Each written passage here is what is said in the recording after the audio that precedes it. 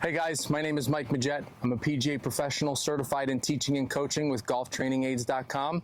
Let's get started with the power shift board. Definitely something that is very common throughout the world of golf. No matter what level you are of golfer, everybody asks me about weight shift, turn, do I shift? Now the answer is both, but you have to do it properly. Okay, and how do we do that properly? Well, the power shift board is going to help us a number of ways. Now, if you hear me rocking back and forth on the power shift board, you're going to hear this audible click when I shift my weight, both back and forward. Okay, so the idea here is to start on our lead side. So I'm a right-handed golfer. I'm going to start on my left side. I'm going to make a turn and get the club up so I hear that audible feedback. And then to exaggerate it, remember this is a drill, so we're trying to shift our weight properly. I want to go forwards, hear the click, and then release my turn, okay? So we're going to do that again. I'm going to start with my weight on my left side, turn, put pressure on my right. Now, on the way down, I'm holding the club up here. I hear the click, and all I'm doing is rotating. Okay, so we're going to do that a couple of times.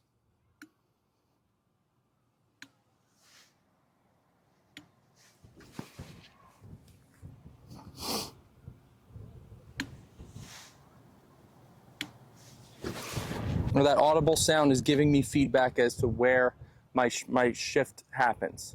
Okay, so as soon as I hear that click, I want to stop shifting. I don't want to keep going because then I'm going to fall over. Okay, so when I'm starting my transition here, hold the club. Now it's here. From here, I just want to unwind. I don't want to keep going. Okay, and that's very important. A lot of people, when they hear about weight transfer or weight shift, they do one or the other. They don't do both. Okay, so they go like this, lateral shift, which if I'm moving my weight back and forth and not rotating, I'm altering the bottom of my swing. Okay, and that's why a lot of people struggle with inconsistent contact. When you are focusing on weight shift too much and you're going laterally, wherever my weight is at the bottom of or on my downswing, that's more than likely where I'm going to reach the turf. Okay, so most people that I've taught, they get stuck back here. Okay, because if we transfer that much in the backswing, it's very hard to get back to the golf ball, especially consistently. Okay, so I'm going to do a couple more on the power shift board and then try to transfer that to the golf ball. So again, we're going to do this nice and slow. Unclick, weight left, shift, up, and turn. Do it again. Okay, weight's loaded. Get in front, unwind. Now I'm going to do that with a golf ball. It's very important to remember, okay, not enough people do this. When you're changing something and you're working on something in your golf swing, contact is secondary. It does not matter. It is very difficult to make a change in the golf swing and expect solid contact. You're going to have to work at it. You're going to have to repeat it. As long as it's the correct advice, hopefully over time it will work. Now, how are we going to make it work faster? Slow motion swings, tee the ball up. Try to remember the feedback that the power shift board gave you. Okay, so I'm going to start here. We're going to go back and then go. I'm basically simulating where I heard those clicks over the golf ball. Now I'm going to repeat that tempo and not really worry about the golf ball. The only thing I'm worried about is that I'm doing exactly what the power shift board taught me.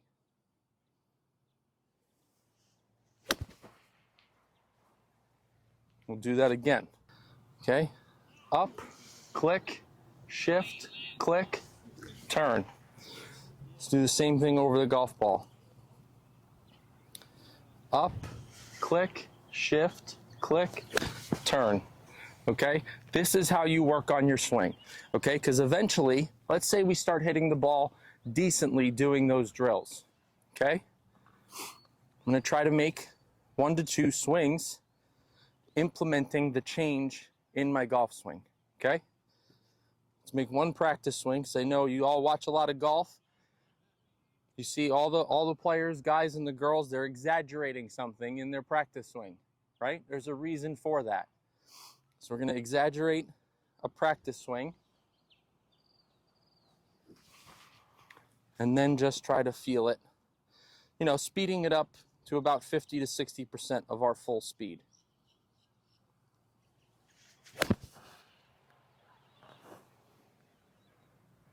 And that was okay. I think I hit a little behind it, but now I know.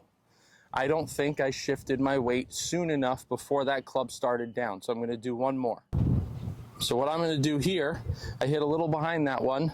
I'm going to really focus on getting my weight in front of the golf ball before I start this club down. That was better. Okay? I'll go through that routine, maybe use an entire bucket of golf balls. Okay? I'll make 5, 6 practice swings on here and rotate. 5 to 6 on the power shift board. I'll step off, tee up a ball, 4 or 5 drill swings off of a tee, and then hit 2 or 3 full shots. If you really want to implement a change in your swing, this is the routine you should go through. It's not just use it once and then come over here, make a few swings, and then you hit it all over the place. Ah, this thing's not working, I'm going to give up. Keep going. Okay, the mastering something in anything, let alone golf, is going to take repetition. Okay, power shift board. If you want to learn how to shift your weight properly in the golf swing, I highly recommend you get one. Can you use it with a driver? The answer is yes. So what I would want you to do, and this comes from experience in my lessons, I feel too many people get ahead of the driver, right? They hit down, they shift their weight too much because it's associated with power, okay? First and foremost, if you are struggling finding the club face, the last thing we're gonna do is try to find power.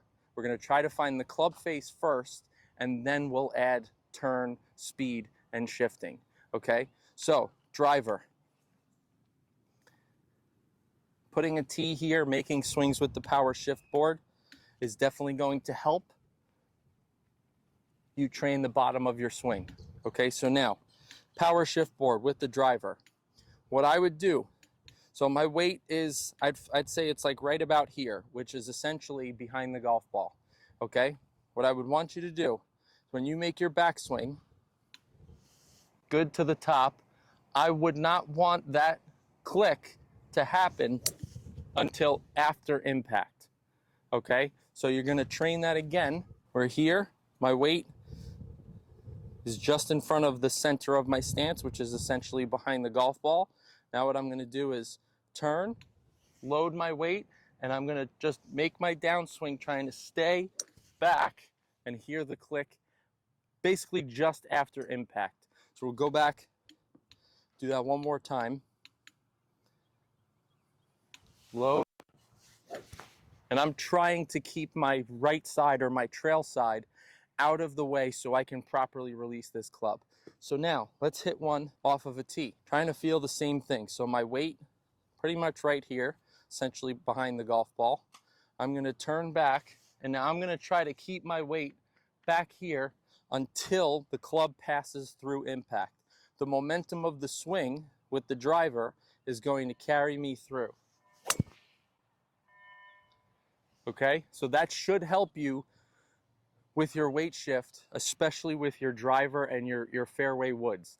The last thing I would want somebody to do is shift before this club starts down, okay, because that's increasing your angle of attack when essentially with a driver.